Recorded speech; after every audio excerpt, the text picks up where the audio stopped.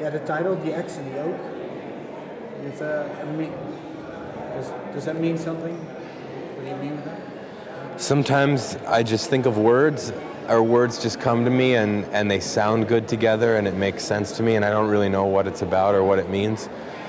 But to me, I think it kind of ties together the record in a sense, because I do think a lot about nature, and I think a lot about, you know, rustic things, but also urban things, and I feel like this is a record that I really worked so hard on, and it's very personal. I think it's one of the more personal records that I've made. So to me, I didn't think of this when I thought of the title, but now when I think back on it and I think of the title,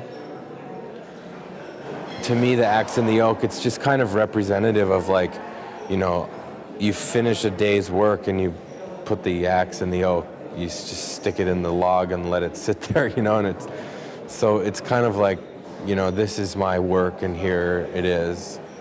Hope you like it, kind of thing, you know? Yeah. Day is done. Day is done, yeah. That's it. Okay, good. And if you,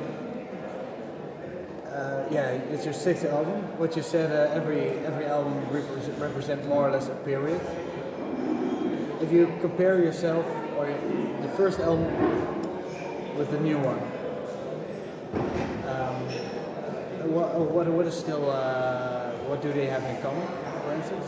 Well, I wrote all the songs on the record.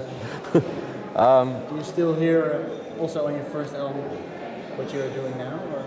Well, I think in a sense, maybe the thing that is the common thread is that when I first decided that I wanted to play music, to me what was the most exciting thing was this idea of being a part of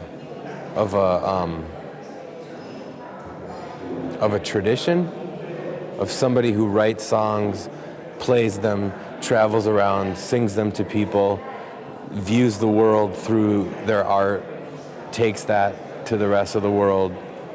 And so that's this thing that I've always been searching for in music and in my art, is to stay true to that tradition and to stay true to the responsibility that I guess I feel to be faithful to my art and to continue to make it. So there's always a searching part to me as a person and to my art, because I'm not just content to look at something and say that's a chair. Like, I want to say maybe it's not a chair, or to take things apart and look for what's beneath the surface.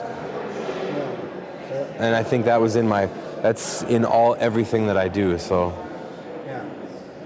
Does it also make you a bit of a restless person? Probably, yeah. Always have to do something? Yeah. I have a hard time being calm. Or I can be calm, I just get bored if I'm in one place for too long, so yeah. Okay. Bit of a character flaw. Yeah, okay. So a few weeks at home is enough for you? Yeah.